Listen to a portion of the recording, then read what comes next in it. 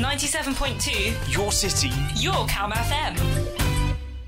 You know, coming up to the Varsity Match, there's a lot of, you know, both teams have quite a few guys playing their sort of first Varsity Match. You know, it's a new experience for them. Yeah. Do you remember what it was like the first time you ran out onto Twickenham, and that sort of feeling that went through you? Do you sort of, is that still a poignant memory for you?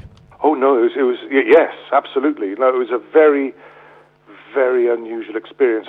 I'd played for Pontypool, and so I was quite used to big match occasions, and but this was the biggest crowd I'd ever played in front of. I think it was probably about 30,000 in my first year. Wow.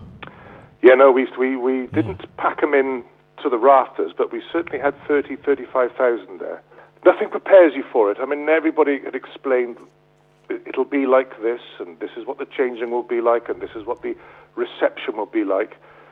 But you cannot prepare yourself. When you hit that wall of sound, it is almost a physical barrier you have to cut through, and you know, it goes so quickly as well. That the more frenzied the pace, it's just time goes so quickly, and you look up and you think, well, I haven't done anything yet, but it's all right. Only 10 minutes have gone, and the referee's about to blow his whistle for half time. You know, it is a blur. Just gone in and a I flash. suppose by year 3, I was all right. I was more used to it then. But of course, you're saying goodbye to it all then, and that comes with a terrible shock. I mean, there was a little gang of us in '78, and we were all playing our last one, and we felt it. We felt, you know, although we'd won quite handsomely, we were down. You know, we weren't going to do this again. Obviously, these new guys, you know, go through that experience. What sort of advice would you give to them? You know, on their first, you know, as they're getting themselves ready in the changing rooms before the game. I'd say be prepared for anything, and just try and keep a mental alertness going. That your thinking time is going to be reduced, and you're going to have a squeeze put on you like you haven't felt before, and you just have to try and keep your skills together. And it's simple. That the side that keeps its skills together and can perform under that extra bit of pressure, and that applies, you know, from the British Lions to the All Blacks. You know, it's they're the best.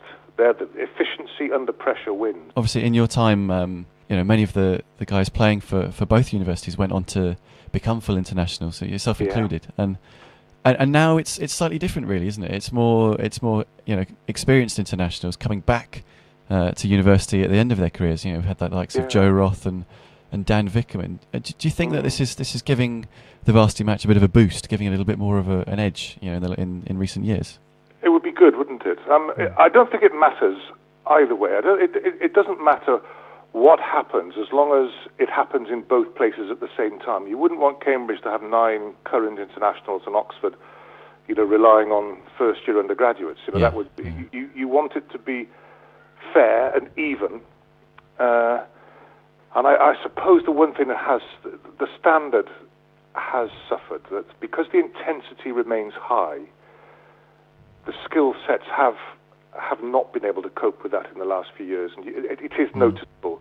But there's still been some really cracking games, you know, and I do will it to be a good game now. You know, I think I've put aside that sort of partisan desire for Cambridge to win whatever.